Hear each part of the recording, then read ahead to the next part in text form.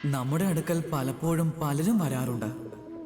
കുറച്ചു പേർക്ക് നാം സമയം അനുവദിക്കും, കുറച്ചു പേര് നാം തിരസ്കരിക്കും.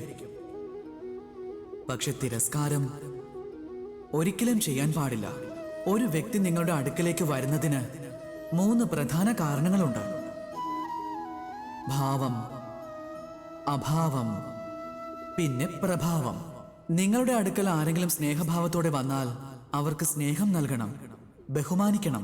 ആരെങ്കിലും നിങ്ങളുടെ അടുക്കൽ അഭാവത്തോടെ വന്നാൽ അവരുടെ ആവശ്യം മനസ്സിലാക്കണം. എന്നിട്ട് സാധിക്കുന്ന വിധത്തിൽ നിങ്ങൾ അവരെ സഹായിക്കണം. ഇനി ആരെങ്കിലും പ്രഭാവം കാരണം വന്നാൽ നിങ്ങൾ അവർക്ക് ഉചിതമായ ആദരവ് നൽകണം.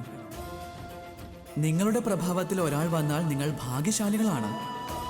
പക്ഷെ തിരസ്കാരം ഒരിക്കലും തിരസ്കരിക്കരുത്. തിരസ്കാരം മോഹഭംഗത്തിന് ജന്മം നൽകുന്നു. മോഹഭംഗം ആരെ വേണമെങ്കിലും നിങ്ങളുടെ ശത്രുവാക്കി മാറ്റാം. അതുകൊണ്ട് സൗഹൃദമുണ്ടാക്കൂ, ആനന്ദിക്കൂ. എന്നിട്ട് എന്നോടൊപ്പം പറയൂ, രാധേ രാധേ.